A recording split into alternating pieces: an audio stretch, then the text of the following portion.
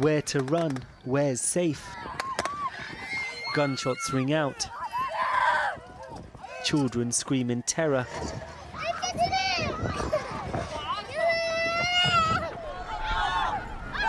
There's chaos, panic.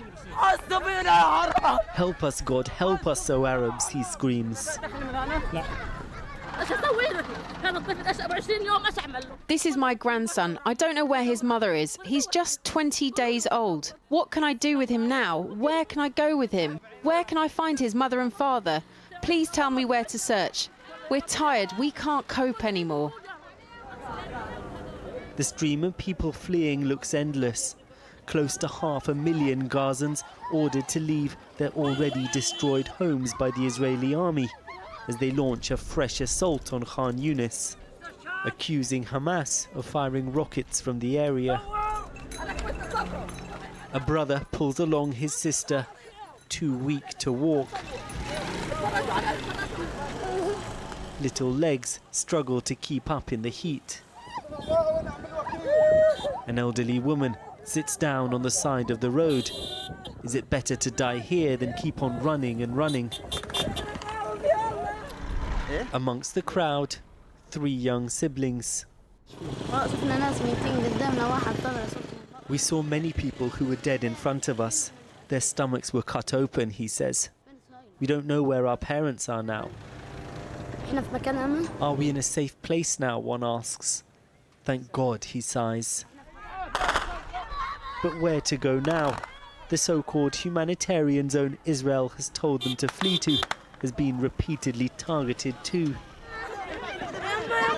Practically Gaza's entire population has been displaced, time and time again. This is the fate of those who couldn't escape in time. Patients sprawled on the floor of an overwhelmed hospital. Helpless parents look on. Outside in the courtyard, the grief is too much to bear. Bodies taken away to be buried. Just 70-odd miles away, a different world. Israel's Prime Minister Benjamin Netanyahu setting off from Tel Aviv for Washington, D.C. I will tell my friends on both sides of the aisle that regardless who the American people choose as their next president, Israel remains America's indispensable and strong ally in the Middle East. But Netanyahu faces anger at home. Protests over the weekend calling on him not to fly out without agreeing a ceasefire deal that would see Israeli hostages returned. Today, the military announced the deaths of 2 more in Gaza. Talks are taking place, but progress is painfully slow. Back in Khan Younis, Palestinian anger is at times directed at Hamas too. But it's Israeli bombs they're fleeing from. And who can tell Gaza's children when their suffering will end? Secunda Kamani reporting there. Well, a short time ago, I spoke to Elbridge Colby, who was Deputy Assistant Secretary of State of Defence under President Trump. And I began by asking him if he were to become National Security Advisor if Mr. Trump won, what might he advise on the war in Gaza?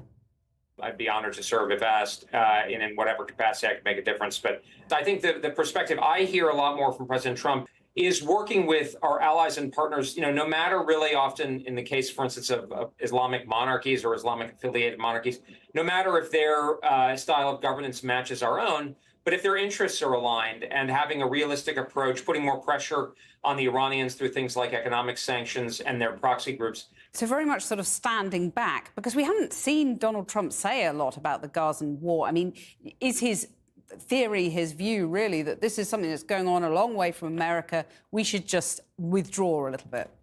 I mean, my own view is, look, these contests have been going on for a while. I don't think there's any question that it's a human tragedy what's happening in Gaza. But of course, it was Hamas that began this conflict by killing 1,200 Jews back in October. And I think the view of many of us is it would be better if there could be a more decisive approach that did go after Hamas, certainly its military elements that are still outstanding, and not sort of go for half measures that in a similar way is happening in Ukraine, where you get a sort of unhappy median result.